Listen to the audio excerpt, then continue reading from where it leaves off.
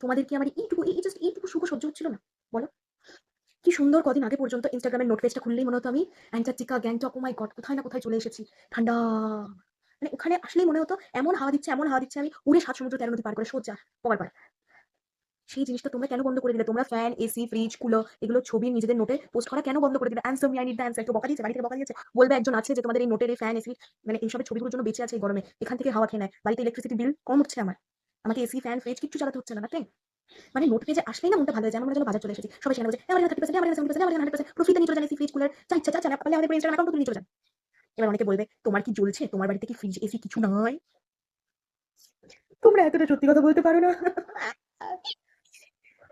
গরিব মানুষদের সবসময় হেল্প করতে হয়। আমার বাড়িতে সত্যি ফ্রিজ, এসি কিচ্ছু নেই, ফ্যানও নেই, আমি এটা দিয়ে কাজ চালাই গাইজ। তাই তো ইনস্টাগ্রামে এসে একটু হাওয়া খেতাম, সেটাও শয়তানি, সেটাগুলো বন্ধ করে দিয়েছি, আবার চালু কর যা।